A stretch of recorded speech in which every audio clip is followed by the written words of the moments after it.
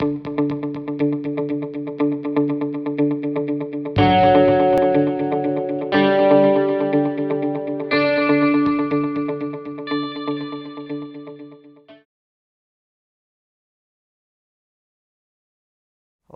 I'm John Torsha, and we're back for another installment of our look at the 2016 election. For this episode, we will be talking to the Republican candidate for Hampden County Sheriff, John Comerford. Mr. Comerford is currently the Veterans Agent for the service district that includes East Longmeadow. Hi, I'm back. My name is John. I'm here with the Republican candidate for Sheriff, Hampden County Sheriff, John Comerford. John, thank you for having me. Appreciate it. Yes, the same name, John. Yeah. John and John. Yeah, only you have more letters than yours than I do. Yeah. Yeah. So we now are down to like the last 20 or so days. How's the campaign for sheriff been going? Oh, it's going good. I'm getting a lot of response.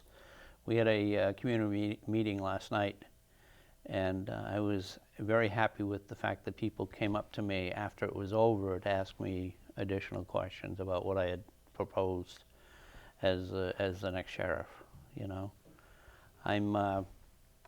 I'm the only one that's been talking about law enforcement. For me, it's critical that the sheriff's department put officers on the streets of Hampden County. There's not a day go by. Last night there were 2 police officers shot in Boston, actually East Boston, and they shot and killed, other officers shot and killed the perpetrator. The other 2 officers are both in critical condition in Boston hospitals. And I think it's very important, John, that we place additional law enforcement people on the streets of Hampden County. And they will work alongside local police. They won't take over, they won't get in their way. They are actual sworn police officers, and they'll be out doing the work of police officers should be doing. So obviously, a lot of, we have obviously had a lot of candidates now sort of shrink them down a little bit. Yep. What's your professional experience that sort of you've gotten as you've now come all the way from the beginning to now? Well, I'm former chief of the Bureau of Special Investigations. I used to do welfare fraud cases, investigate them. And believe it or not, I put a number of people behind bars for essentially stealing from the state. I'm also a former investigator with the Attorney General's office under Scott Harshbarger. And I was a safety officer at Westboro State Hospital in charge of campus police. I was also a civilian in charge of security at the federal building, the old federal building in downtown Springfield. So I bring a lot to the table. I know where I want to go, and the 2 gentlemen that are in the race alongside me, they can point to 25 and 30 years of service as a corrections officer or in the corrections department, but I can point to other things that I've done that would absolutely serve me well and serve the people of the Hampden County well as the sheriff of Hampden County. Obviously, now that the Democrats went through their primary, they nominated their Democratic opponent. Why did you end up deciding to run as a Republican? Well, I am a Republican. You are a Republican. There was no decision. I am a Republican. I've been a Republican since the days of Ronald Reagan. I look at the Democrats and I see nothing there that attracts me. Republican because of their fiscal conservative ways, because of their law enforcement stance. I am a Republican. That's why I ran for. That was the only route I was going to take. I wasn't going to take independent, and I wasn't going to take Democrat. One of the biggest issues that's happened, obviously, not only plaguing this area specifically, but the state and largely this region, has been the opioid crisis. We've seen a number of people, die from it. We've seen a number of people where families have been sort of broken up by it, and a lot of people know maybe somebody who might have gotten addicted. Sort of a 2-part question. What have you seen work? And secondly, but most importantly, what do you want to do differently or maybe improve upon if you do become a sheriff? Well, I'm not so sure the sheriff's department should be in trying to resolve the opioid crisis. I think that needs to be left up to the experts. It's not only a regional issue, it's a national issue.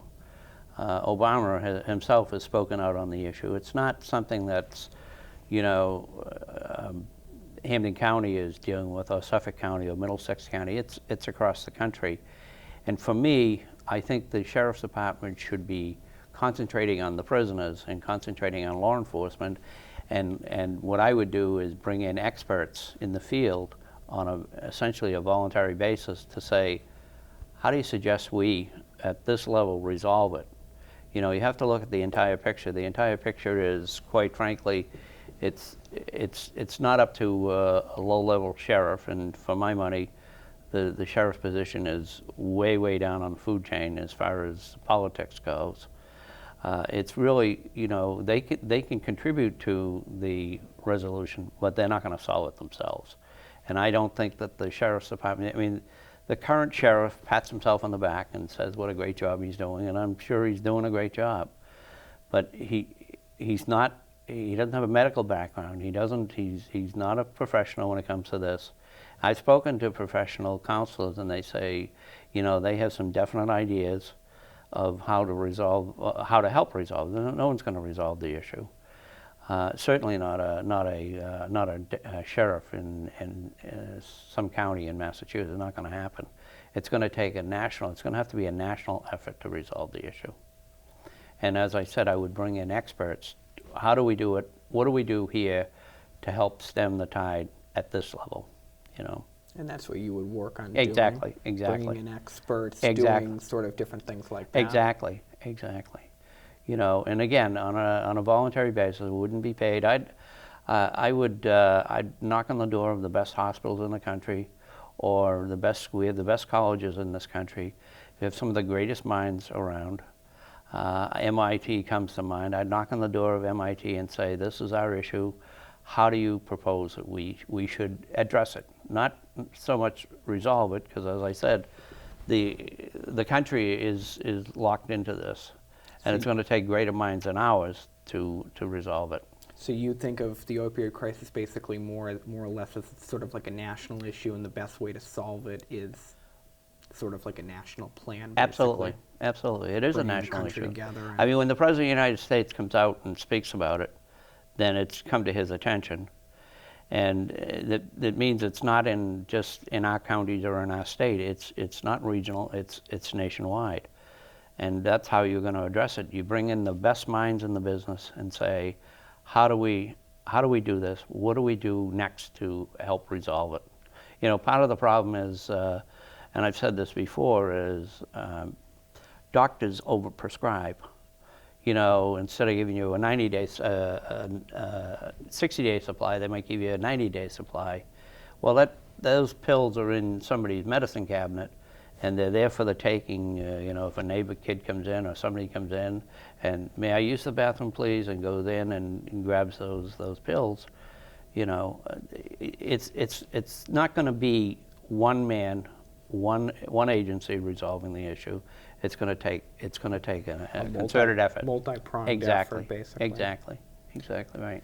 One of the local issues that happened, at least in this county, and it sort of came up in the Democratic primary, was some of the candidates wanted to look to opening pods up at the Ludlow correction facility there. You mean for overcrowding? Yeah. Yeah. For overcrowding, to maybe house some of the people that are lesser addicted or yeah. whatnot. Oh, addicted. Addicted, yeah. Yeah, I didn't hear that. What would your take on having those possibly be opened up? Well, jail is not a facility. It's not a hospital facility.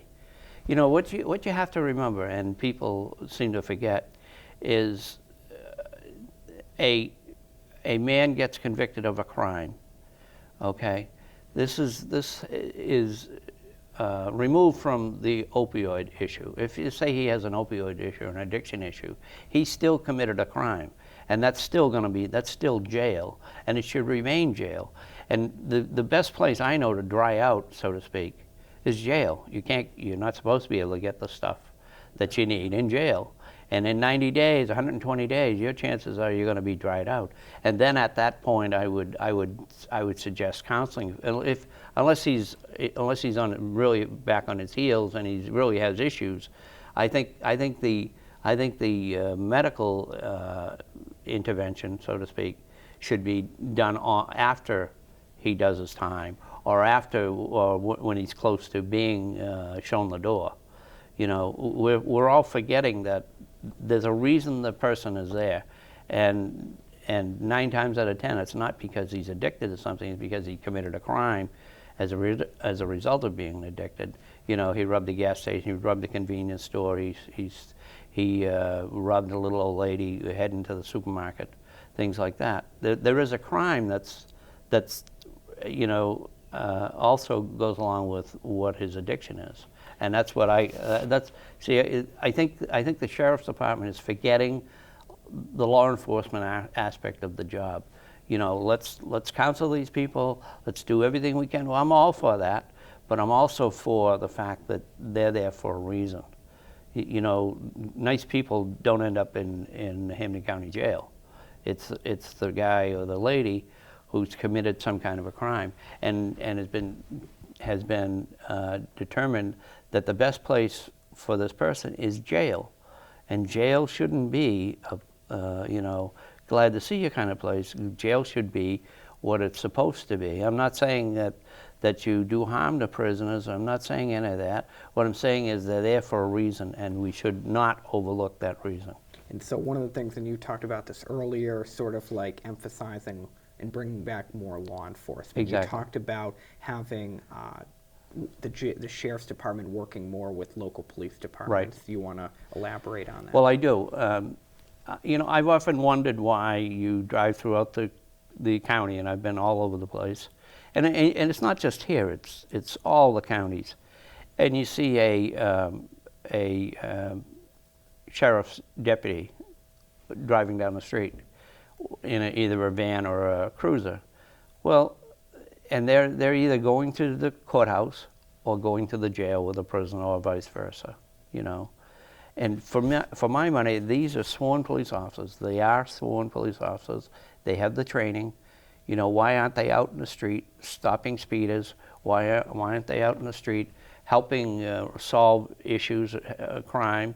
Why aren't they driving down the main streets of, say, Springfield to look at the gang situation? You know, about a year ago, I read in the paper that there was a coalition of United States Marshal,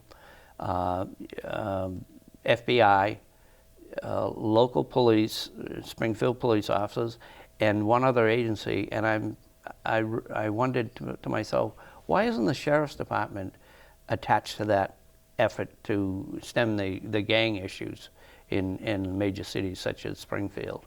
Why aren't they involved? And if I'm elected sheriff, that's exactly what I intend to do. There'll be a specialized unit. They'll all be. Somebody asked me last night at a community meeting, would they be trained?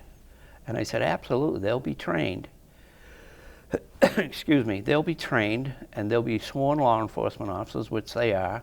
They'll go through what's called an intermittent academy, and they'll be assigned somewhere in the district, and those things have to be worked out. They'll be assigned. They'll let the local police know that they're there, and they're gonna respond to calls just as they do, and they're gonna be there to help. You know, if you're driving your automobile and you're on the Mass Pike and you're doing 80 miles an hour, you look over to your right and you see a state trooper. Your first inclination is to ease up on that accelerator because now you've seen the state trooper. Well, that's exactly what I'm saying. Visibility is critical in law enforcement. They have to see, the criminal element has to see that there's a cop there, whether he's a sheriff or a local or a statey, that he's there. And you know, you might not want to run in there and rob that liquor store or that 7-Eleven. You know, you might not want to knock over that poor little old lady that's trying to go to the supermarket.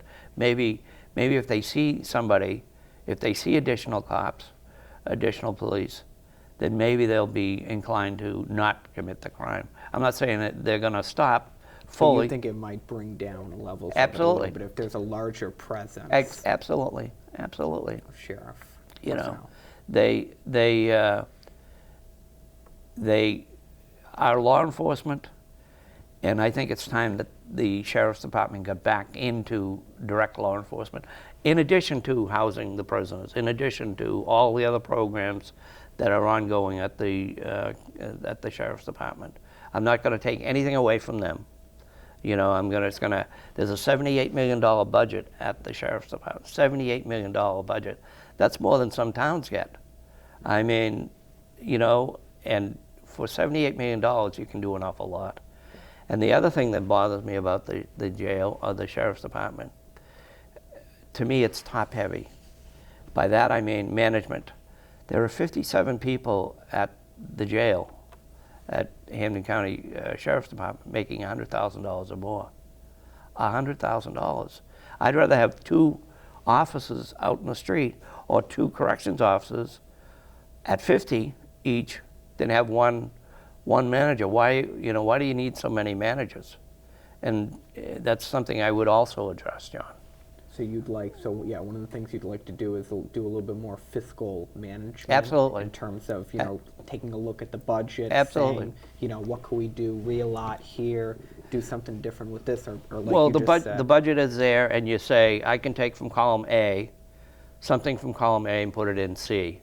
You know what I mean? And, let's take a good look at it and say, if we cut down on this area, whatever it is, and we put it over here, maybe we can increase what I'm saying about police presence in the streets of Hampden County. And by doing that, you're gonna help keep people safe. They're gonna feel safe. They're gonna see that cruiser out there, along with, say, Springfield or West Springfield or Palmer or wherever they're assigned. There are 23 cities and towns in Hampden County. And there's no reason why you couldn't have 25 extra officers out there. And the other thing I would also take a look at and speak to the local chiefs and say, why you have one-man cruiser? Generally, it's a one-man cruiser. How about if we put one of our people in your cruiser with you? Sort of combine Exactly, the two, basically. exactly. And I've been told, and I understand this because I've been around the block a few times, that I'm going to get pushback from people that are in law enforcement. They don't want to share. Well, that's fine. I'll talk to them, and I'll show them that, let's try it my way. For 42 years, the Sheriff's Department has not been in law enforcement, and quite frankly, I think it should be. You'd like to see sort of a difference and change. Absolutely. It's there. It's a resource for me, the way I look at it.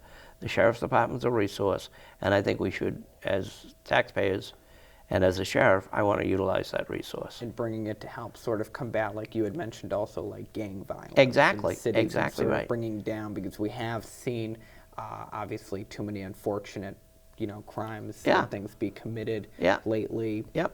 Well, just the other night in Springfield, somebody was sitting in his automobile and somebody shot and killed him. The man died a few hours later. And you're not going to stop everything. I don't have the magic wand that's going to make crime go away, but I'm certainly going to address it. Again, without taking away from the objective of housing prisoners. That's a separate area altogether. It won't be neglected. It'll be just like it was. There are I think 350 different programs at the Sheriff's Department. Well, I intend, another priority, I'm going to look at every one of them and see, do they benefit the public? Is it worth basically Exactly. having them? Yeah. Does it benefit you and I, the public? If I think it isn't, then somebody's going to have to convince me otherwise. The man or woman who runs that area is going to have to say, this is why it's there, and this is why you need to keep it. And I'm not going to go in with an iron hand. I'm going to sit there and I'm going to listen, but I'm also going to have the final word, as the sheriff should. And review all the things. Exactly. Yeah. Exactly right. One of the state issues that happened, or that's going on, and that Massachusetts voters will be voting on, is the campaign, the legalization possibly of recreational cannabis. I wanted to get your take on it. 100% against it. And I was wondering why. Well, to me, it's a gateway drug. I've never had a drug in my life other than that was prescribed. I don't drink. I don't smoke. But to me, that's a gateway drug. People start on that, and the next thing you know, a year later, they're doing other things. And I don't think it should be legalized. Period. And also, if it does, do you think it would have a hindering impact on possibly combating, like we were talking about earlier, the abuse crisis with other drugs? Oh, it's certainly not going to help.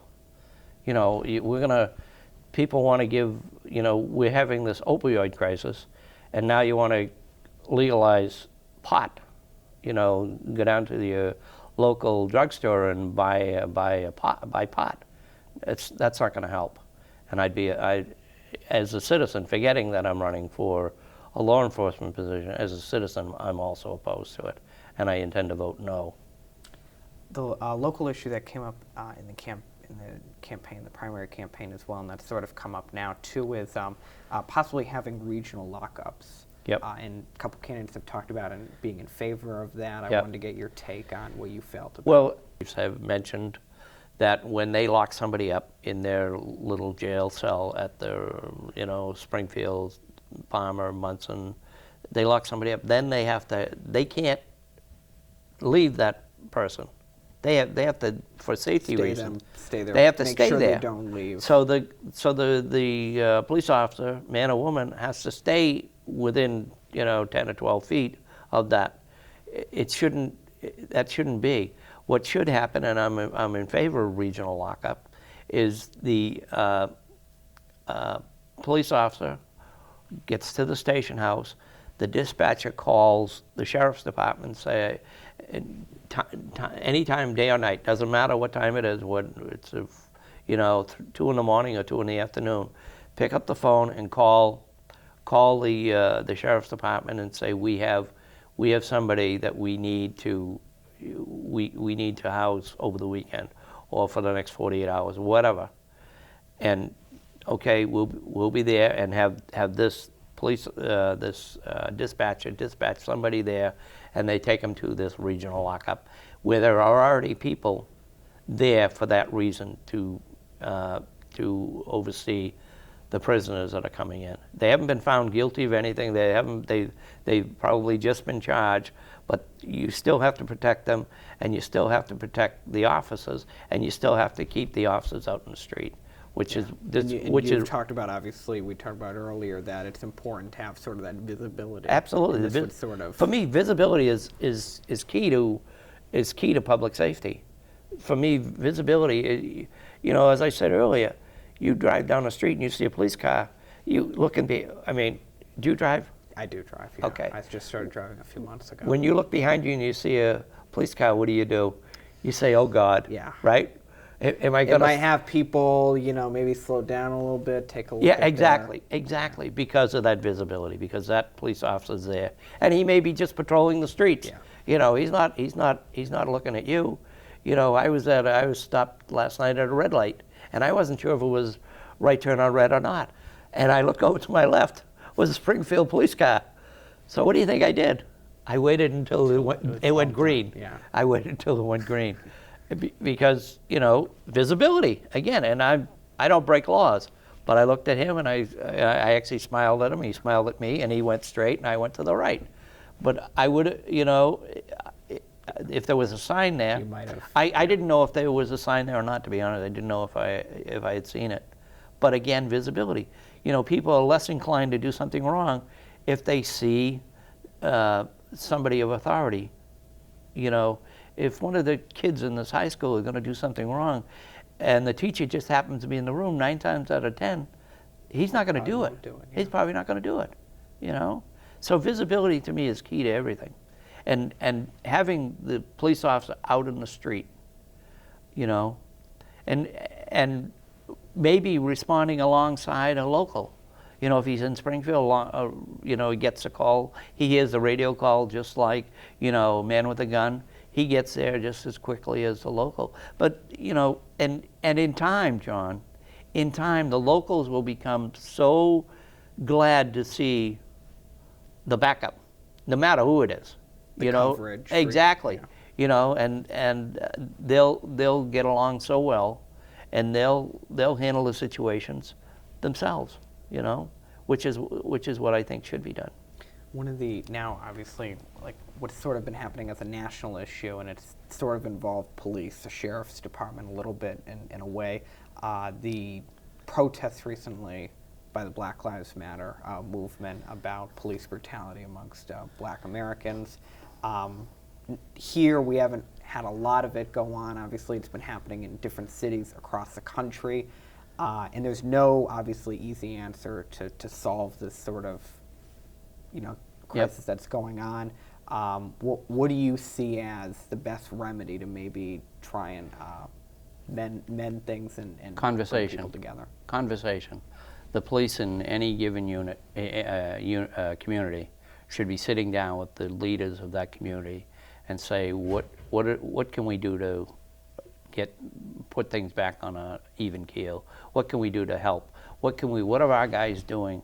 You know, and it doesn't mean that the police are wrong. Doesn't, you know, there's oftentimes the police are painted with a brush that's not, they don't deserve. You know, police officers aren't always wrong. You know, and how do we help you keep this community safe? How do we help you keep your people as well as the police officers? Police officer, you know, every time a police officer goes off to work, he never knows if he's going to come home that night. You know, the two officers last night in East Boston, you know. There's been obviously a spike in police violence. There's 5 that unfortunately exactly died in Dallas. Yeah, 5 Dallas, officers yeah. in Dallas responding to a guy, and a guy was up in a parking sharpshooter, garage yeah. he was a sharpshooter, and as they came in, he killed 5 of them. You know, a police officer never knows what his day is going to bring. You know, you and I, you go to school, you know, you pretty much know what you're going to do. I know what I'm going to do. I'm a veterans agent. I know exactly what I have to do today or tomorrow. A police officer, they have my utmost respect because they don't know. You know, they a lot of times they'll have family. A lot of times, Dad doesn't get to come home because he got killed, you know, in the line of duty. And that's, every time I see that, it bothers me. You know, and all this guy is trying to do, or the lady, all they're trying to do is their job. And all they're trying to do is keep you and I safe and our families safe. You know, and are there bad cops? Absolutely. Absolutely. 99.9% are good cops. And they're out there and they're just trying to do their best. And you know, and they go and they respond to domestic calls. And that's the worst call, I understand, that a police officer can go to, because you have no idea. And there was another, actually, one that happened in California. 2 police officers ended up dying as a response to getting a domestic violence Exactly. call. Exactly. And, you know, when you get there, you knock on the door and say, police. You don't know if the guy's got a shotgun on the other side and put a hole in the door and then kill you at the same time. You know, they have my complete empathy. You know, I always wanted to be a cop, be honest with you. But in this world today, I'm glad I'm not a cop. But I would certainly love to be the sheriff of Hamden County. Obviously, sort of closing it out, my final question is, and a larger one, you know, we're going to see, obviously, nationally, people have been sort of disinterested in anything regarding politics.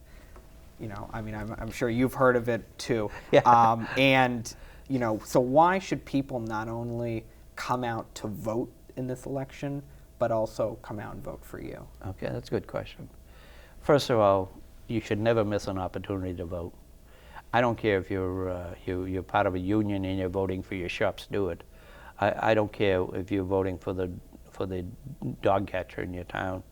You should absolutely exercise your right, because there's thousands and thousands of grave sites in Arlington National Cemetery, to pick one, where those men and women gave up their life so that you can have that right to exercise the right to vote. People died on the battlefield for that very, very reason. For our freedoms. And that's why I never, ever miss an opportunity to vote. I've never missed it since I was allowed to vote, and I never will.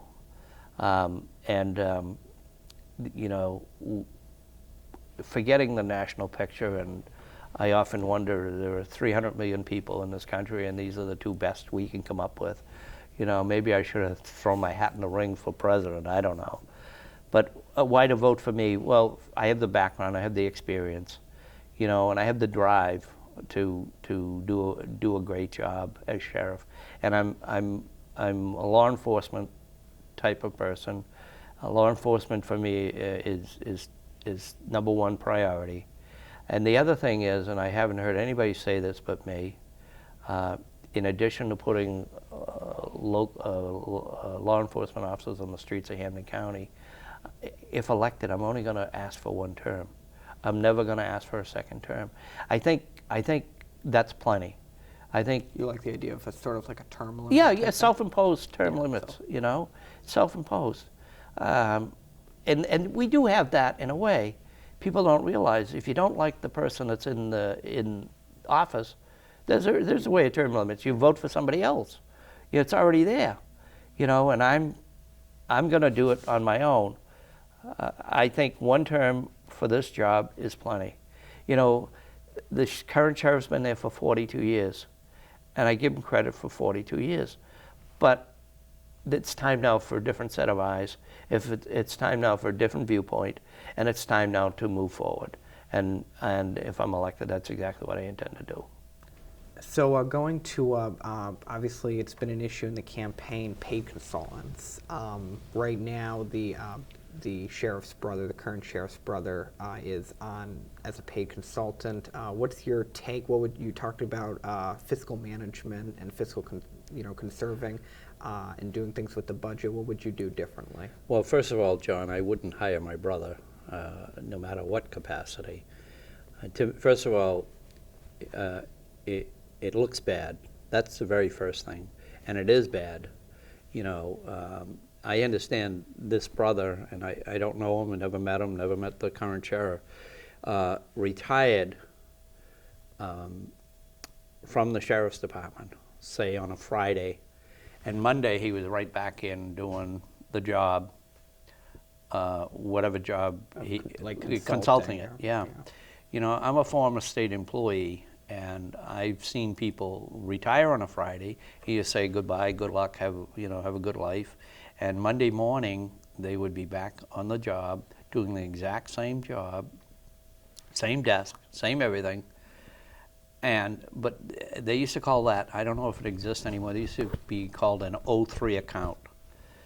This person retired and got his pension, state pension, that he worked for 30 years, whatever. And then Monday morning, he's back on the payroll as an O3, just like he had never left, just like nothing's ever changed. The only thing different is he worked less hours and got a few bucks less, but was also getting his pension. And for me, that's wrong for the sheriff to have his brother on the payroll in any capacity. The only way my brother would be there would be on a voluntary basis, And they say, well, he was the only one in the country that could run this program. The only one that knew it. Come on, the only one? I mean, the only person that could resolve whatever issues came up with this particular program? No, I would eliminate that immediately.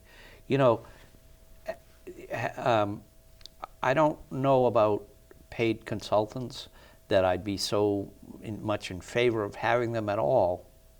Why have them at all if you could hire somebody, say, for part-time to do that job, rather than somebody retires and because of a sweetheart deal comes back next week as a paid consultant. I'd rather say goodbye, good luck, take care, and now we have to fill that position. Can we do it on a part-time basis? Can we do it with 25 hours a week? Can we do it with 20 hours a week? There are an awful lot of people out looking for a job, and maybe this paid consultant doesn't need, 2 paychecks. Maybe he does, but he wouldn't be getting one from me. Mr. Comerford, thank you very Thank much you very for much, coming out. John. Thank you very much.